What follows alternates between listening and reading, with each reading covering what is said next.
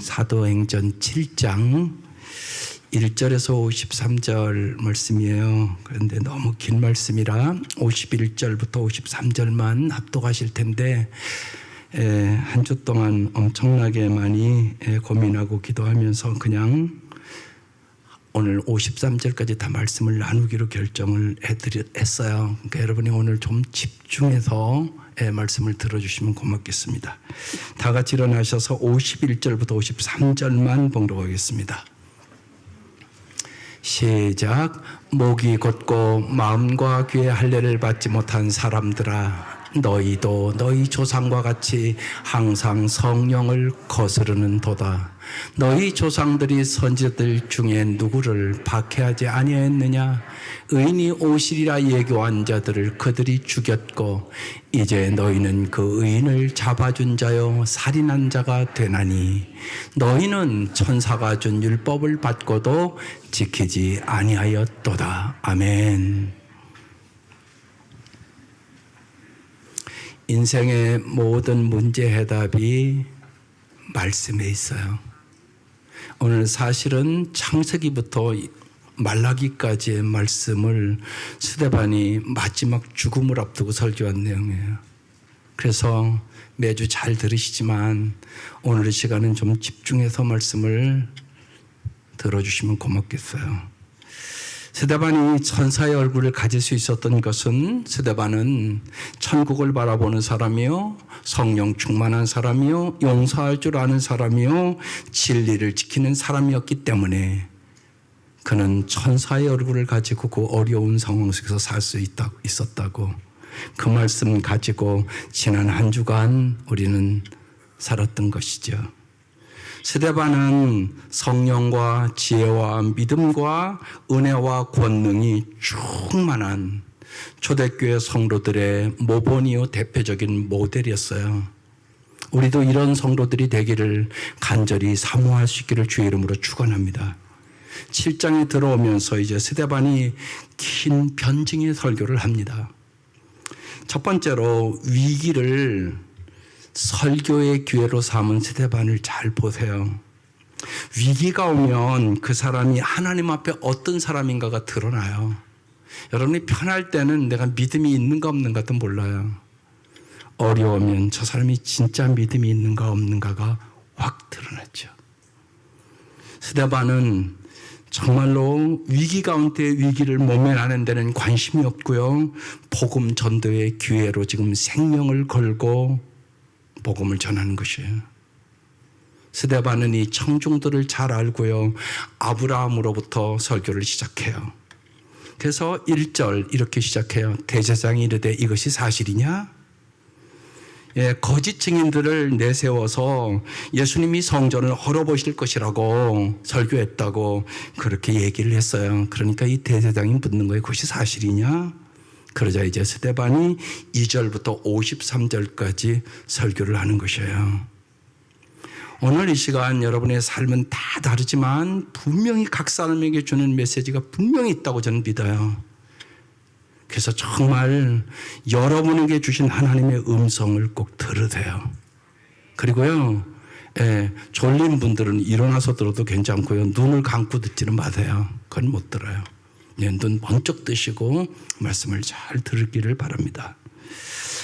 2절부터 16절까지 창세기 요약이에요. 하나님께서 자기 백성을 구원하기 위하여 아브라함과 야곱과 요셉을 부르시고 인도하셨다는 내용이에요.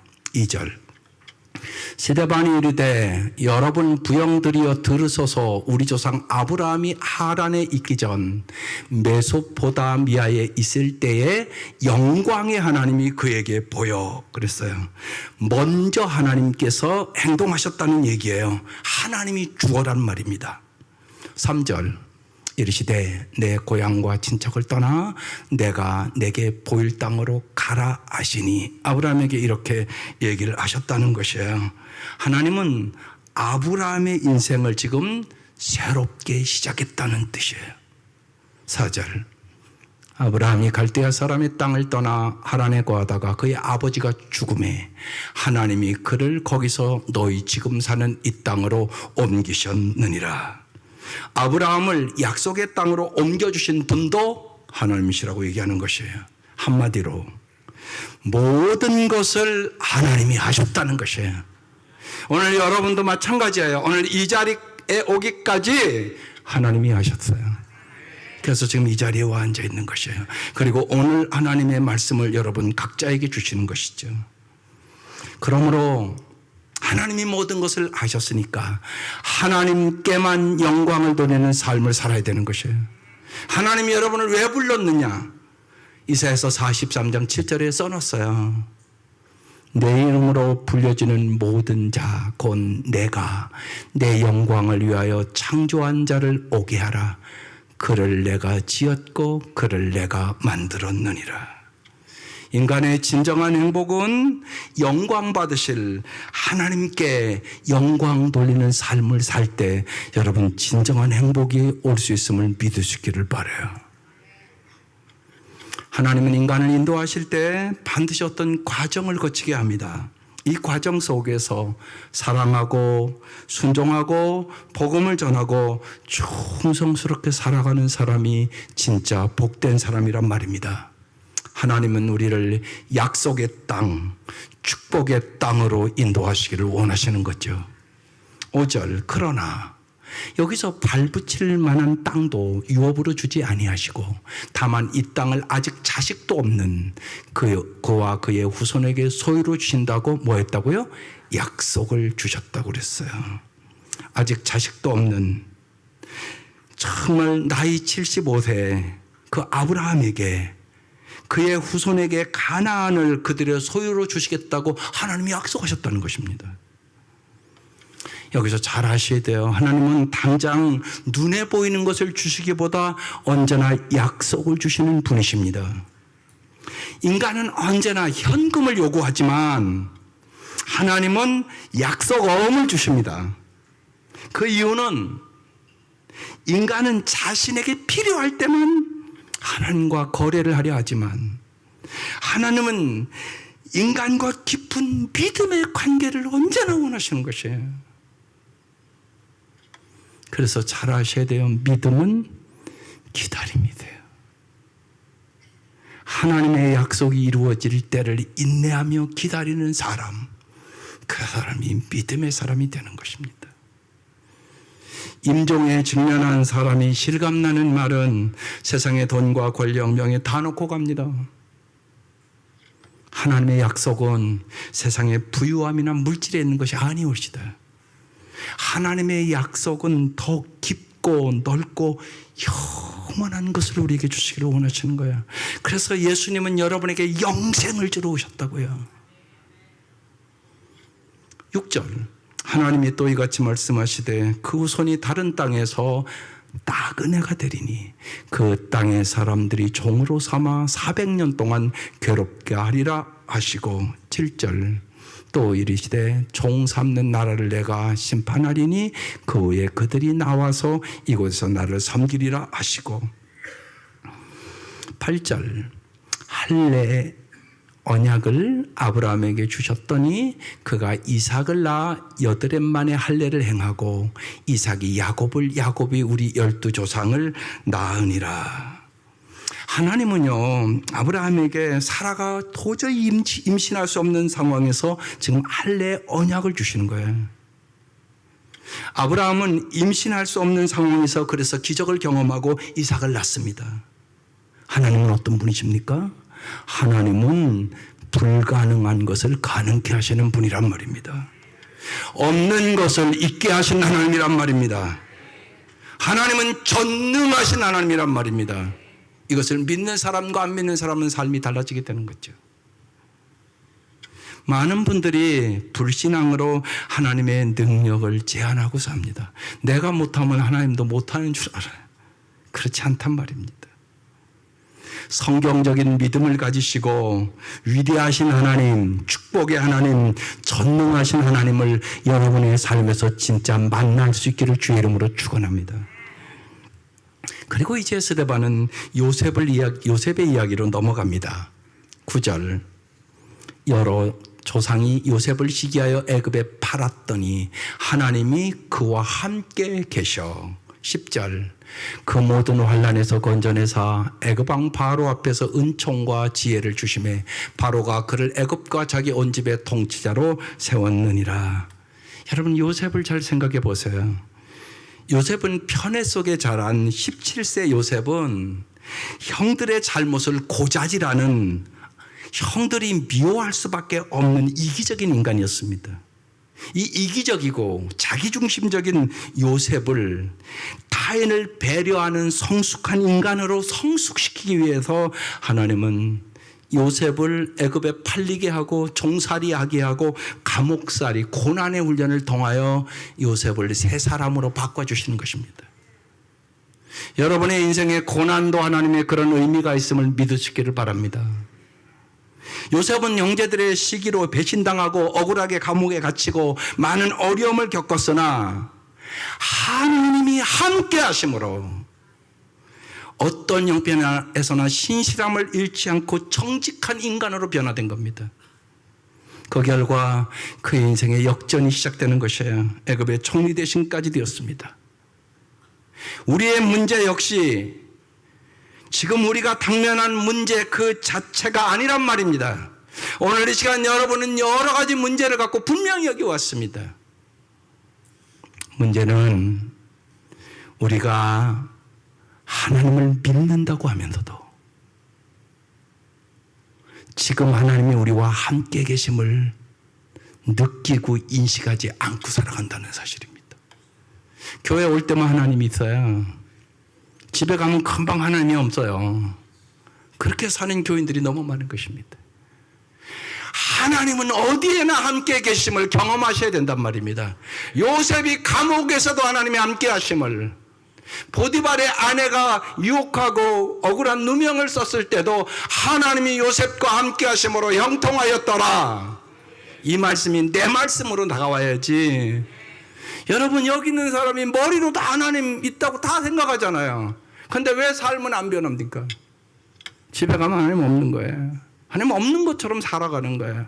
그러니까 하나님이 살아계심을 삶에서는 인식하지 않고 살아간단 말입니다. 그러면 여러분의 삶은 아무런 변화가 없습니다.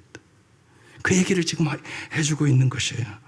11절 그때 애굽과 가나안 온 땅에 흉년이 들었습니다. 큰 환난이 있을 때 우리 조상들이 양식이 없는지라. 12절 야곱이 애굽에 곡식 있다는 말을 듣고 먼저 우리 조상들을 보내고. 13절 또 재차 보내매 요셉이 자기 형들에게 알려지게 되고 또 요셉의 친족이 바로에게 드러나게 되니라. 14절 요셉이 사람을 보내어 그 아버지 야곱과 온 친족 75사람을 청하였더니. 하나님의 목적은요, 요셉을 국무총리 만드는 게 아니었어요. 하나님의 섭리를 깨닫기를 원하셨던 거죠. 하나님의 섭리는 애굽에 흉년이 오게 하시고 아버지를 만나게 하시고 요셉을 국무총리 만들고 형들이 애굽을 찾게 하고 요셉을 만나게 합니다. 여러분 하나님의 섭리는 여러분 생각해 보면 생각해 볼수록 놀랍습니다. 창세기 45장에 요셉이 자기 인생을 기가 막히게 해석합니다. 여러분 인생은 해석입니다. 그래서 오늘 말씀 들으며 여러분의 인생을 올바로 해석하면 여러분의 인생의 문제가 다 해결됩니다. 어떻게 해석하는가 보십시오. 이제 아버지가 죽었습니다. 그러니까 형들이 생각하는 거예요. 요셉이 이제 우리 복수하고 죽일 거다 이런 생각을 한 거예요. 그때 요셉이 하는 얘기입니다. 당신들이 나를 이곳에 팔았다고 해서 근심하지 마소서, 한탄하지 마소서. 하나님이 생명을 구원하시려고 나를 당신들보다 먼저 보내셨나이다.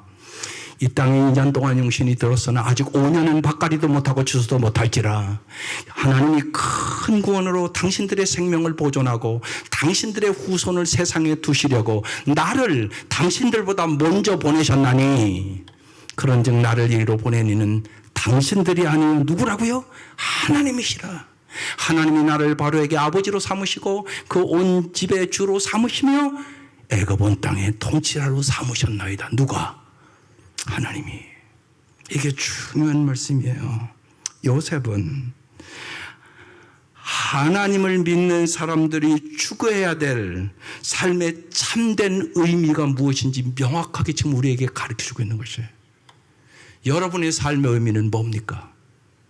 왜 하나님이 수많은 사람들 중에 여러분을 부른 겁니까? 여기에 답이 있단 말이에요.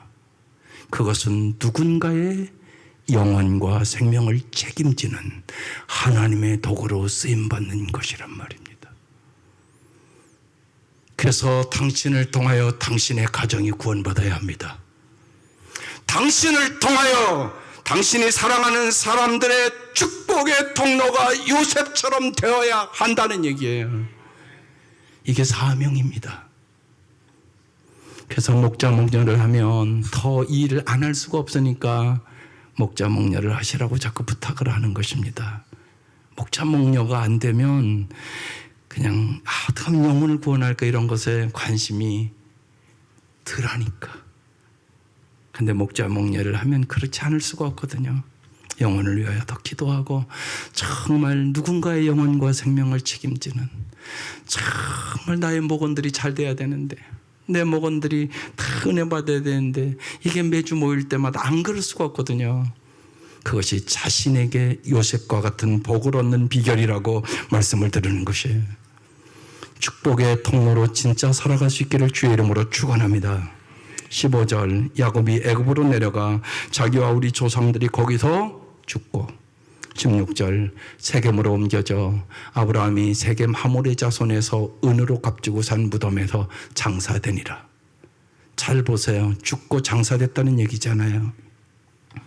인생은요, 죽지만 죽음으로 끝나지 않는다는 것입니다.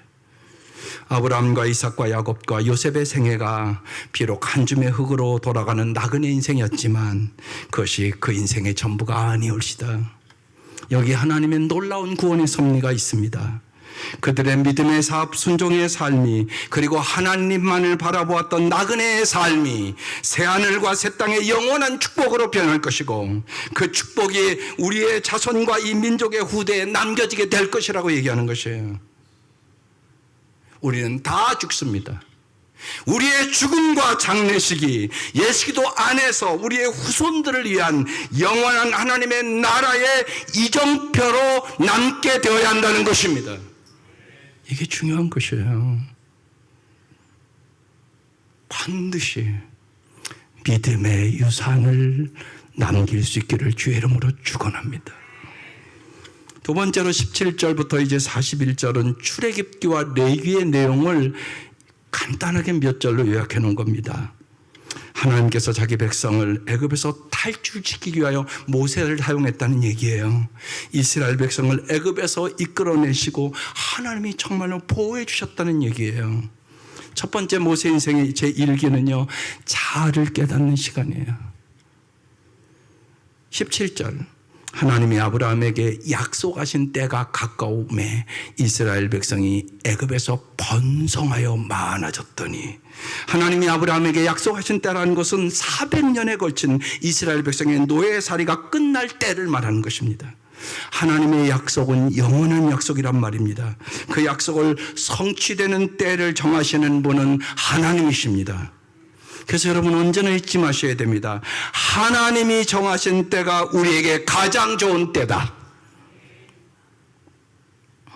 우리가 우리를 아는 것은 하나님께서 우리 자신을 더 정확히 아시는 까닭입니다. 하나님은 신실하게 약속을 이루시는 분이십니다. 아브라함에게 네 자손이 장대하겠다고 말씀하신 주님은 오늘 말씀에 이스라엘 백성이 번성하겠다고 기록되어 있습니다. 18절, 요셉을 알지 못하던 새 임금이 애굽 왕위에 올랐습니다. 19절, 그가 우리 족속에게 교활한 방법을 써서 조상들을 괴롭게 하여 그 어린아이들을 내버려 살지 못하게 하려 할세. 20절, 그때 참 하나님 때는 놀랍습니다.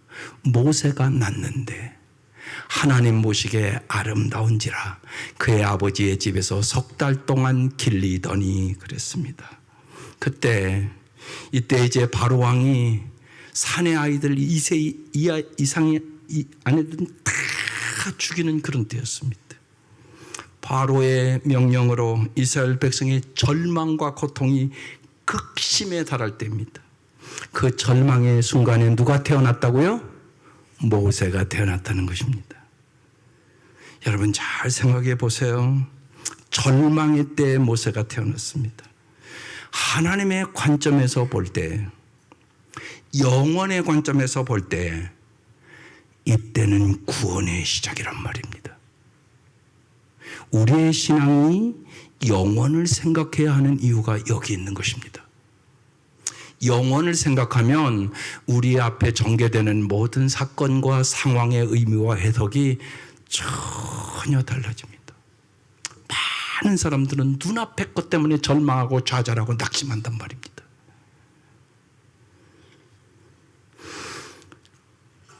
그리스도인은요, 영원과 접촉된 영생을 얻은 사람이에요. 믿습니까? 그럼 삶이 달라져야 되잖아요. 영생을 얻은 사람이라고. 예수님은 우리에게 영생을 주러 오셨다고. 따라서 형통한 날에는 겸손한 마음으로 인생의 겨울을 내다보며 대비해야 하고, 곤고한 날에는 예수 그리스도 안에서 새 소망을 가지고 일어서야 되는 것이에요. 21절 넘어가면 버려진 후에 이제 집에서 기를 수가 없어서 이제 강에다 버릴 수밖에 없는 그때 바로의 딸이 그를 데려다가 자기 아들로 기름해. 여러분 놀랍잖아요. 모세를 이제 더 이상 지킬 수가 없어서 버릴 수밖에 없었습니다. 여러분 우리도 주님 안에서 우리 자신을 결코 구원할 수 없는 우리 자신에 대한 집착을 버리고 오직 주님만을 의지해야 하는 것입니다. 그때 이제 강가에 버리잖아요, 모세를. 바로의 딸이 그 순간에 목욕하러 나옵니다. 그 자리에 바로의 딸이 모세를 데려다가 가장 안전한 곳 왕궁에 자기 아들로 기릅니다. 누가 이렇게 한 것입니까? 하나님이 하셨다는 얘기입니다. 하나님은 인간의 상상을 초월하게 역사하시는 것이에요. 하나님은 이스라엘 백성의 미래를 위하여 모든 것을 준비하고 계신 것입니다. 22절 모세가 애굽 사람의 모든 지혜를 배워 그의 말과 하는 일이 능하더라. 모세는 40세까지 왕자의 특권을 갖고 말과 행사에 능한 자로 자랐습니다. 모세의 생애 일기는 자아를 깨닫는 시간입니다. 절망의 환경에 태어나서 영광의 자리, 왕자의 자리에 앉기까지의 삶입니다. 모세의 인생 일기가 시작됩니다. 이제는 모세가 40살이 되어서 민족의 역사에 눈을 뜨게 됩니다. 23절 나이가 몇 살이요? 40이 되네. 여기 되게 40 넘은 사람들이 많은 것 같아요. 그러니까 잘 생각을 하세요. 그 형제 이스라엘 자손을 돌볼 생각이 나더니 24절 한 사람이 원통한 일 당함을 보고 보호하여 압제받는 자를 위하여 원수를 갚아 애굽 사람을 쳐 죽이니라. 25절 그는 그의 형제들이 하나님께서 자기 손을 통하여 구원해 주신 것을 깨달으리라 생각했으나 그들은 깨닫지 못하더라. 26절 이튿날 이스라엘 사람끼리 싸울 때 모세가 와서 화해시키려 하여 이르되 너희는 형제인데 어찌 서로 해치느냐 하니 27절 그 동물을 해치는 사람이 모세를 밀어뜨려 이르되 누가 너를 관리와 재판장으로 우리 위에 세웠느냐. 28절 내가 어제는 애굽 사람을 죽인과 같이 또 나를 죽이려 하느냐 아니. 29절 모세가 이 말 때문에 도주하여 미디안 땅에서 뭐가 됐다고요? 나그네가 되어 거기서 아들들을 낳으니라. 40년 동안. 여러분 잘 보세요. 모세는 광야의 나그네가 되어 왕자였던 그 사람이 40년 동안 인생이 나그네에 지나지 않았음을 뼈저리게 경험했습니다. 그리고 아들 둘의 이름을 첫째 아들의 이름은 게르솜 나그네란 뜻이에요. 둘째 아들 이름은 엘리에셀 하나님이 도우신다는 뜻이에요. 그래서 저렇게 욕한 거예요. 인생이 나그네임을 아는 사람만이 어떻게 산다고요? 겸손하게 하나님을 의지하고 삽니다. 이렇게 살아갈 수 있기를 주의 이름으로 축원합니다. 노로에 계신 분들은 말할 것도 없습니다. 모세는 나이 40이 되어 민족과 역사에 눈을 뜨게 되었습니다. 이제 철이 든 것입니다. 여러분은 어떻습니까? 나이가 40이 넘었음에도 나라와 역사와 민족은 그만두고라도 자기 가족 하나 돌보지 못하는 철들지 못한 어른은 없습니까? 모세는 민족에 대한 애국과 정의를 가지고 일하려 했으나 아무것도 못하고 광야로 도망치고 맙니다. 내가 내 지식, 내 소유, 내 능력으로 뭔가 할 수 있다고 자부심을 가질 때 하나님은 역사하지 않습니다. 그렇게 40년을 광야에서 보냈습니다. 여러분의 힘으로 할 수 있는 것이 별로 없음을 깨달을 수 있기를 바랍니다. 그래서 주님은 여러분이 진짜 기도의 사람이 되기를 원하시는 것이에요. 모세 인생의 제3기가 시작됩니다. 80살에 하나님에 대하여 눈을 뜹니다. 30절 40년이 참에 천사가 시내산 광야 가시나무 떨리기 불꽃 가운데 그에게 보이거늘 31절 모세가 그 광경을 보고 놀랍게 여겨 알아보려고 가까이 가니 주의 소리가 있어 나는 내 조상의 하나님 즉 아브라함과 이삭과 야곱의 하나님이라 하신데 모세가 무서워 감히 바라보지 못하더라. 모세가 나이 80이 되어서 하나님에 대해서 눈을 뜨는 장면입니다. 인간의 좌절과 절망은 모든 것의 끝이 아니라 하나님을 만나는 시간임을 믿을 수 있기를 바랍니다. 절망에 빠져 낮아질 대로 낮아지고 약해질 대로 약해져 자기는 아무것도 아니라고 느낄 때 하나님이 모세를 만나 주십니다. 우리는 왜 하나님을 여러분 정말 구체적으로 마음적으로 깊이 못 만나세요? 우리가 하나님을 만나기에는 너무 교만합니다. 너무 편한 자리에 있습니다. 너무 자아가 강합니다. 우리가 우리의 인생의 껍질을 다 벗고 자유와 건강과 젊음과 돈이 사라지고 진정한 자기의 모습으로 돌아올 때 하나님은 오늘 여러분이 찬양한 것처럼 바로 거기에 계심을 경험하게 되는 것이에요. 이게 중요하다고요. 그래서 편한 게 축복이 아니옵시다. 너무나 편해서 하나님을 못 만나는 사람들이 너무나 많습니다. 모세는 레위인입니다. 율법을 평생 읽지 않았겠습니까? 그러나 모세가 아는 하나님은 자기 편견의 하나님이었단 말입니다. 모세가 지금까지 자기의 인생과 민족과 역사를 생각했던 땅의 사람이었단 말입니다. 이제 80이 돼서야 하나님을 만나는 순간부터 모세는 하나님의 사람으로 변화되는 것입니다. 하나님을 만난 사람은 두 가지의 과정을 꼭 진짜 겪게 됩니다. 33절에 써 있습니다. 주께서 이르시되 내 발의 신을 벗으라. 내가 서 있는 것은 거룩한 땅이니라. 첫 번째가요, 신을 벗는 과정입니다. 인간의 신과 발은 타락한 인간 본성의 상징을 얘기하는 것입니다. 추악한 욕망과 이기심에 눈먼 인간의 발은 타인이나 정의에는 관심 없고 단지 자기의 욕망과 이기심을 충족시켜줄 사랑과 장소를 쫓아다니느라 늘 분주합니다. 내 욕심 채우려고. 따라서 모세에게 신을 벗으라 말씀하심은 인간을 타락해 하는 자기 욕망과 이기심의 신을 벗어버리라는 얘기입니다. 그때에만 너는 정말로 거룩하신 하나님과 함께 세상의 생명의 통로로 축복의 통로로 거룩하게 살아갈 수 있다고 얘기하는 것이에요. 여러분, 이 아침 여러분도 신을 벗을 수 있기를 주의 이름으로 축원합니다. 두 번째, 명령을 받는 과정입니다. 34절입니다. 내 백성이 애굽에서 괴로움 받음을 내가 확실히 보고, 하나님 여러분의 모든 괴로움을 보고 계십니다. 내 탄식고 하는 소리를 듣고 하나님 여러분의 고통과 괴로움을 듣고 계십니다. 그들을 구원해 하려고 내려왔노니 이제 내가 너를 애굽으로 보내리라.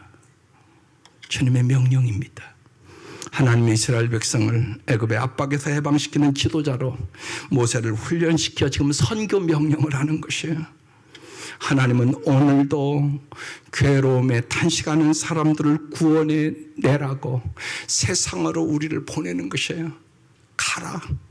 모든 족속을 제자로 삼아서 아버지와 아들과 성령으로 세례를 주고 내가 분부한 모든 것을 가르쳐 지키게 하라.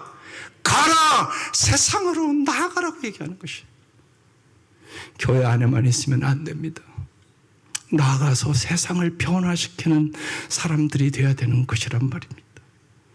35절 그들의 말이 누가 너를 관리와 재판장으로 세웠느냐 하며 거절하던 그 모세를 하나님은 가시떨기 가운데서 보이던 천사의 손으로 관리와 속량하는 자로서 보내셨으니 36절 이 사람이 백성을 인도하여 나오게 하고 애굽과 홍해와 광야에서 40년간 기사와 표적을 행하였느니라. 37절 이스라엘 자손에 대하여 하나님이 너희 형제 가운데서 나와 같은 선자를 세우려 하던 자가 곧 이 모세라.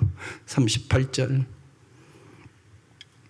시내산에서 말하던 그 천사와 우리 조상들과 함께 광야 교회가 있었고 또 살아있는 말씀을 받아 우리에게 주던 자가 이 사람 모세다.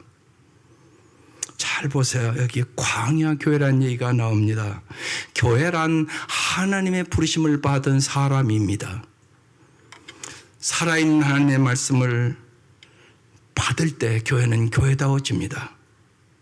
오늘 여기 광야교회란 하나님의 부르심으로 출애굽하여 광야 생활을 하던 지금 이스라엘 백성을 얘기하고 있는 것입니다. 여러분, 모든 인생은 광야 인생입니다. 모든 교회는 광야 교회입니다. 이 광야에는 언제나 두 줄기의 흐름이 존재합니다. 정말 이스라엘을 가보신 분은 알지만 광야에 나무 한 그루가 없잖아요. 그래서 두 종류의 사람들이 나타납니다. 하나는요, 보이는 것이 아무것도 없기 때문에 보이지 않는 하나님만을 의지하는 사람. 또 하나는요, 보이는 것이 없음으로 인하여 더더욱 확실하게 보이는 것을 잡으려고 집착하는 우상 숭배하는 사람입니다. 오늘 여기에도 마찬가지일 것입니다. 정말 하나님만을 교회에서 찾는 사람이 있는가 하면 하나님을 이용해서 언제나 눈에 보이는 것 좀 잘 해달라고 그런 두 종류의 사람이 이 자리에 있습니다. 여러분은 어떤 사람입니까? 39절부터 그 얘기가 나옵니다. 우리 조상들이 모세에게 복종하지 아니하고자 하여 거절하며 그 마음이 도리어 애굽으로 향하여 세상으로 향하는 것입니다.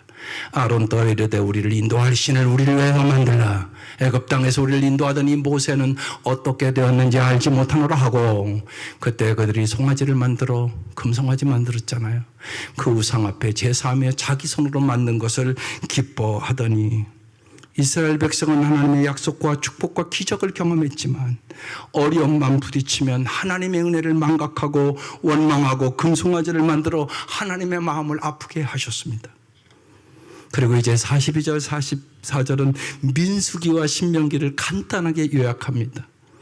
하나님이 자기 백성을 시험하고 그들을 교훈한 내용입니다. 42절 하나님이 외면하사 그들을 하늘의 군대 하늘의 별 섬기는 일에 버려두셨으니 이는 선지자의 책에 기록된 바 이스라엘의 집이여 너희가 광야에서 40년간 희생과 제물을 내게 드린 일이 있었느냐.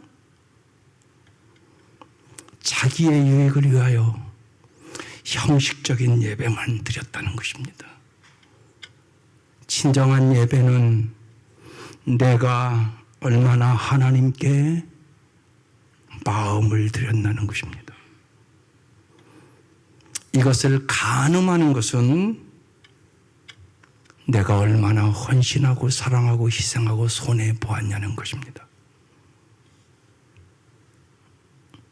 정말로 주님 앞에 참된 예배를 드릴 수 있기를 주의 이름으로 축원합니다. 주님은 여러분의 마음을 원하십니다. 43절 몰록의 장막과 신네판의 별을 받들었으며 이것은 너희가 절하고자 하여 만든 형상이로다. 내가 너희를 바벨론 밖으로 옮기리라 함과 같으니라. 이스라엘 백성은 참된 예배 대신 우상을 섬김으로 하나님이 보고 또 보고 수많은 선자를 보냈지만 듣지 않음으로 말미암아 결국 바벨론 포로로 잡혀가게 했다는 것입니다. 이게 우상 숭배의 결론입니다. 그래서 오늘 여러분, 우리는 진짜 우리의 마음속에 하나님보다 더 사랑하는 것, 하나님보다 더 의지하는 우상이 있는가를 보시고 우상을 오늘 이 아침 제거할 수 있기를 주의 이름으로 축원합니다. 44절 광야에서 우리 조상들에게 증거의 장막이 있었으니 이것은 모세에게 말씀하여 이가 명하사 그가 본 그 식양대로 만들게 하신 것이라. 증거의 장막이란 하나님이 모세를 통하여 이스라엘에게 주신 하나님을 만나는 장소, 성막을 얘기하는 것이에요. 이스라엘 백성께서 언제나 성막 중심으로 이동합니다. 이것은 하나님께서 친히 우리의 삶에 들어와서 언제나 함께 하시겠다는 얘기라고요. 그래서 신앙이라는 것은요, 하나님을 믿는 것뿐만이 아니라 하나님과 동행하는 것이에요. 오늘 이 말씀을 진짜 잘 깨달으시기를 바라요. 45절은 이제 여호수아에 대한 이야기를 한 절로 기록해 놨습니다. 우리 조상들이 그것을 받아 하나님이 그들 앞에서 쫓아내신 이방의 땅을 점령할 때 여호수아와 함께 가지고 들어가서 다윗 때까지 이르니라.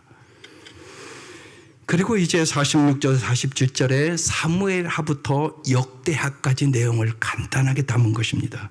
46절 다윗이 하나님 앞에서 은혜를 받아 야곱의 집을 위하여 하나님의 저수를 준비하게 하여 달라고 하더니 하나님 나에게서 내가 성전을 건축하게 해달라고 했단 얘기예요. 솔로몬이 그를 위하여 집을 지었느니라. 하나님께서는 아버지 다윗의 뜻을 아들 솔로몬을 이어받아서 예루살렘 성전을 건축하게 하셨다는 뜻이에요. 여기서 우리는 하나를 짚고 넘어가야 돼요.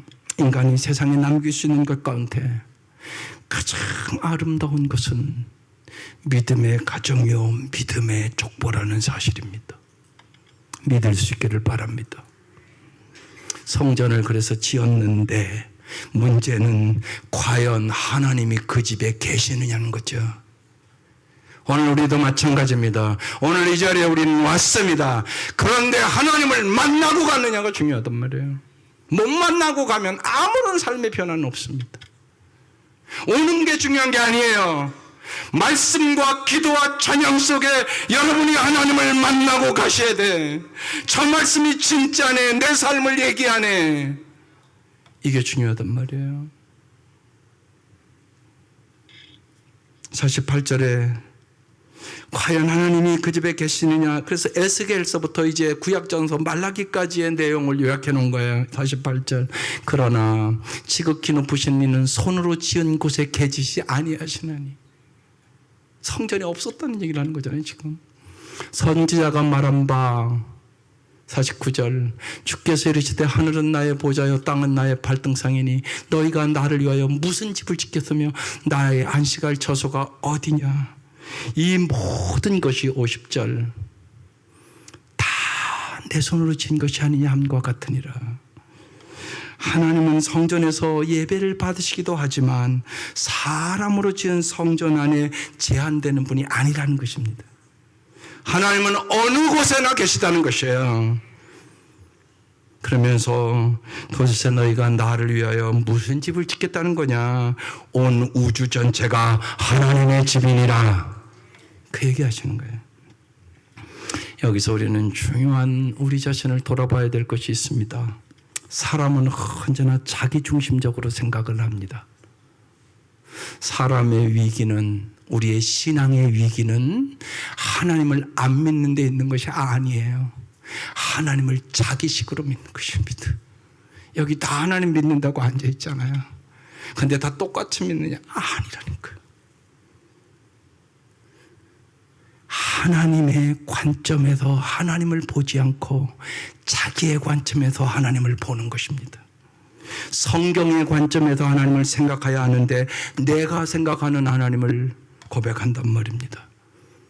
그래도 감사한 것은 우리 시니어 분들이 기도문을 제가 받아보니까 감사했어요. 이번 주에 어느 분이 썼는가는 제가 모르겠는데 거기다 그렇게 썼어요.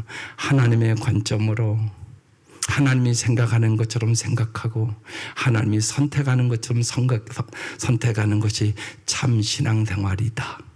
이렇게 되도록 기도해 주세요. 여러분에게도 그런 기도의 제목이 있어야 되지 않겠습니까? 그게 참다운 신앙생활이기 때문에 그렇습니다. 신앙생활은 하나님의 관점으로 보고 하나님의 관점으로 생각하고 하나님의 관점으로 선택하고 살아가는 것이 참다운 신앙생활입니다. 스데반은 일사천리로 구약의 내용을 이렇게 요약해서 말씀을 전했습니다. 그러면 이제 질문을 던져야 합니다.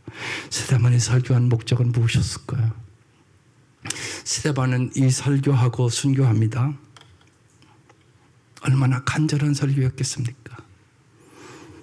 지금 스데반은 이들의 잘못된 생각과 위선과 허위를 들춰내어 회개하게 하려는 것입니다. 스데반은 하나님을 예루살렘 성전에 가두어 두고 있는 유대인과 유대교 지도자들을 향하여 마음으로 하나님의 말씀을 너희들이 조금이라도 귀를 기울여 생각해 보면 너희들이 얼마나 어리석고 잘못된 생각을 하고 있는지 알 수 있지 않겠느냐고 얘기하는 것이에요. 사도행전 7장을 간단하게 요약하면 성전보다 하나님이 더 중요하고 성전의 제사보다 하나님의 약속의 말씀이 더 중요하고 성전을 지키는 것보다 하나님과 믿음의 관계가 더 중요하다. 그 얘기를 하고 있는 것이에요. 여러분 꼭 깨달으시기를 바랍니다. 그리고 스데반이 모세의 말을 인용해서 아주 강하게 얘기를 합니다. 51절 그래서 아까 함께 합독한 말씀입니다. 다시 읽겠습니다. 시작. 목이 걷고 마음과 귀에 할례를 받지 못한 사람들아 너희도 너희 조상과 같이 항상 성령을 거스리는 도다. 이들이 이 얘기를 듣고 회개하기는 그정 분노해서 스데반을 돌로 쳐 죽이는 것입니다. 여러분은 말씀을 어떻게 받으십니까? 스데반의 설교를 듣고 이 사람들은 큰 충격을 받았습니다. 스데반은 목이 걷고 할례를 받지 못한 사람들이라고. 그래서 너희들은 성령을 거스린다고. 성령을 거스린 자는 무슨 일을 했을까요? 그게 51절에 이렇게 기록되어 있습니다. 너희 조상들이 선지자들 중에 누구를 박해하지 아니하였느냐? 의인이 오시리라, 예수님이 오시리라고 예고한 자들을 그들이 죽였고 이제 너희는 그 의인을 잡아준 자요 살리는 자가 됐다고. 그러면서 마지막 절을 이렇게 마무리합니다. 너희는 천사가 전한 율법을 받고도 지키지 아니하였도다. 사실 인간이 하나님의 말씀을 지키는 것은 천지를 창조하신 하나님의 말씀으로 우리 자신을 지키는 것입니다. 말씀대로 사는 사람만이 진짜 영원히 복된 삶을 살기 때문에 그렇습니다. 여러분은 오늘 아침 우리는 다 같이 말씀을 들었습니다. 말씀을 정말 듣고 지키고 있는 사람입니까? 이게 중요한 얘기 아니겠어요? 듣기만 하면 뭐 하겠어요? 이 질문 앞에 저는 멈추어 서서 기도를 했습니다. 하나님, 내가 하나님 말씀을 지키고 있습니까? 그때 아프리카 잠비아 조남설 선교사님의 글이 생각났습니다. 그리고 그 글을 읽으면서 회개의 시간을 가졌습니다. 우리 시니어 목장에서도 제가 도전을 하면서 이 말씀을 드렸습니다. 내용이 이런 내용입니다. 지난 1년간 한국에서 안식년을 보내면서 주위 환경과 분위기에 동요되어 제 가치관이 흔들려 보기는 처음이었습니다. 안락한 환경과 조건 속에서 그도인들이 무뎌진 신앙과 공허하리만큼 관념적이고도 추상적인 믿음을 보면서 진정 구원받은 기도인답게 살기에는 이곳 아프리카가 오지가 아니라 대한민국이 오지 중에 오지라는 생각이 들었습니다. 말씀 묵상과 기도는 드라마에 다 밀려났고 육체적인 건강은 지나칠 정도로 꼼꼼히 챙기면서 영적으로는 초기 암 환자처럼 자각 증세조차 없고 정년 퇴직 후 고작 20, 30년에 불과한 노후 대책에는 놀랄 만큼 계산적이면서도 죽음 이후의 영혼의 대책에 대해서는 무관심한 기도인들이 어쩌면 이리도 많습니까? 그래서 이 세상에 땅 한 평 집 한 채 없는 저희 부부는 오직 열린 하늘과 하나님만이 노후 대책인 이곳 아프리카가 고향처럼 더없이 푸근하기만 합니다. 여러분의 마음에 아무렇지도 않으십니까? 사랑하는 성도 여러분, 주의를 철저히 지켰는데 정작 삶 속에 말씀을 잃어버리는 것은 아니십니까? 영원히 지킬 수 없는 것을 지키느라고 영원히 지켜질 말씀을 잃어버리는 어리석음을 범치 말라고 말씀하는 겁니다. 우리 모두 영원하신 하나님의 말씀을 붙잡고 지킵시다. 스데반의 설교의 요점은 하나님을 믿고 따르는 백성이 있는가 하면 하나님을 거역하고 불순종하는 백성이 있다는 것입니다. 우리는 어떤 사람이 하나님을 믿고 있는가를 객관적으로 구분할 수는 없습니다. 똑같이 하나님을 믿으면서도 어떤 사람은 정말 하나님의 말씀에 순종하는가 하면 어떤 사람은 교회 안에 있으면서도 하나님과 반대되는 사상과 신학과 생각을 주장합니다. 겉으로는 비슷합니다. 그러나 결과는 전혀 다릅니다. 그래서 우리 자신에게 질문을 던져야 하는 것입니다. 문제는 정말 하나님의 영광을 생각하고 사십니까? 아니면 자기의 영광을 생각하며 사십니까?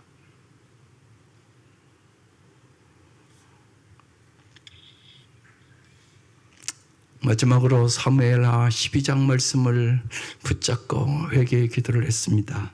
그래서 이번 주 목회자 코너에 시편 51편을 써놓은 것입니다. 사무엘하 12장에 주님께서 예언자 나단을 다윗에게 보냅니다. 나단은 다윗을 찾아와서 이렇게 이야기를 합니다. 왕이시여, 어느 서급에 두 사람이 살았습니다. 한 사람은 부유하고요, 한 사람은 가난했습니다. 그 부잣집에는 양과 소가 아주 많았죠. 그러나 가난한 사람에게는 어린 양 한 마리를 딸과 같이 그렇게 길렀습니다. 그런데 부잣집에 나그네 한 사람이 왔죠. 그 부자가요, 자기를 찾아온 손님을 대접하기 위하여 딸처럼 기르는 그 양을 빼앗아다가 그 손님을 대접했습니다. 그러자 다윗이 이렇게 얘기합니다. 다윗은 그 부자가 못마땅하여 몹시 분개하면서 나단에게 말하였다.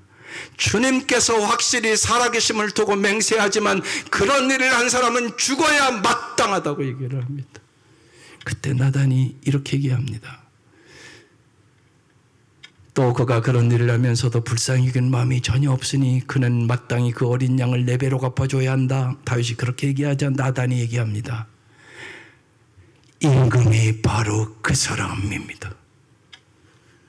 주 이스라엘의 하나님이 이렇게 말씀하십니다. 내가 너에게 기름을 부어 이스라엘 왕으로 삼았고 또 내가 사울의 손에 너를 구원해 줬고 필요한 것이 있으면 다 줬을 텐데 너는 어찌하여 우리 아내 밧세바를 간음하고 그것도 모자라 그 남편을 살인할 수 있었느냐. 다윗은 나단의 말을 듣고 내가 여호와께 죄를 범했습니다. 그리고 시편 51편을 져서 철저하게 온 침상의 눈물로 젖는 그 회개를 한 것이 가장 아름다운 회개의 시 시편 51편입니다. 꼭 이번 한 주 동안 읽어볼 수 있기를 바랍니다. 다윗이 얼마나 큰 충격을 받았겠습니까? 다윗은요, 하나님을 믿었지만 하나님과 동행하지 않았습니다. 하나님을 믿는 것과 동행하는 것은 다른 것입니다. 내가 하나님을 믿고 다 인정하고 주일날 예배드리고 찬양도 하고 봉사할 수도 있습니다. 그러나 우리가 정말 하나님과 동행했느냐는 다른 차원의 얘기입니다. 동행하는 것은 24시간 함께 교회에서만이 아니라 가정에서, 직장에서, 내 혼자 있을 때도 하나님과 함께하는 것입니다. 신앙이란 하나님을 믿는 것이 아니라 하나님과 동행하는 것입니다. 하나님을 믿는 것보다 더 중요한 것은 하나님과 동행하는 것입니다. 그렇지 않으면 우리도 타입과 똑같은 짓을 할 수 있다는 얘기입니다. 하나님과 동행해야 하나님의 말씀을 여러분의 가정에서, 직장에서, 여러분의 삶에서 지킬 수 있을 것입니다. 그러기 위해서 하나 권고 드리려고요. 이기풍 목사님의 따님 이사례 권사님이 있습니다. 그 권사님이 이런 간증을 하셨어요. 자기 어머니가 자기 어렸을 때 언제나 그랬다는 것입니다. 마음이 두렵고 무서울 때는 예수님의 손을 꼭 잡는 것처럼 너의 두 손을 꼭 예수님의 손을 잡았다 생각하고 감아쥐고 다니거라. 여러분, 하나님과 동행하며 하나님의 말씀을 지키는 복된 삶이 될 수 있기를 주의 이름으로 축원합니다. 기도하십시다. 오늘 말씀을 듣고 성령을 거스리는 자가 되지 않게 하옵소서. 우리의 심령에 회개의 영을 진실로 부어주옵소서.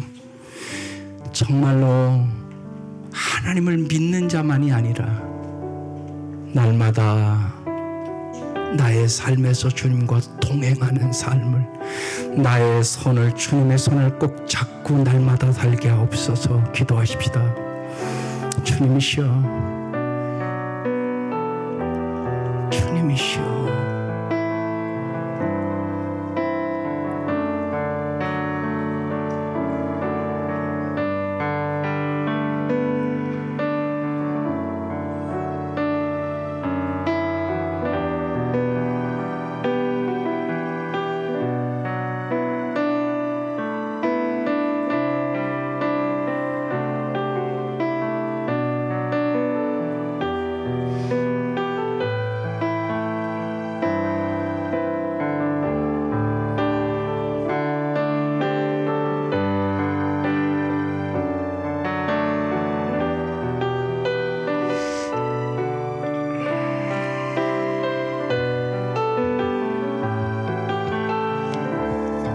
하나님 아버지, 우리는 모두 다 하나님을 믿는다고 말합니다. 그러나 하나님과 동행하는 삶을 살지 아니하므로 다윗처럼 저희들의 삶에 하나님의 영광을 가린 적이 너무도 많았습니다. 이 아침 성령님 역사하여 주셔서 진실로 날마다 교회에서만이 아니라 우리의 가정에서, 우리의 직장에서, 우리의 삶에서 주님과 동행함으로 주님의 살아계심과 역사하심을 참으로 증거하며 살아갈 수 있도록 은혜를 베풀어 주시옵소서. 예수님의 이름으로 기도드립니다. 아멘. 오늘도 주의 말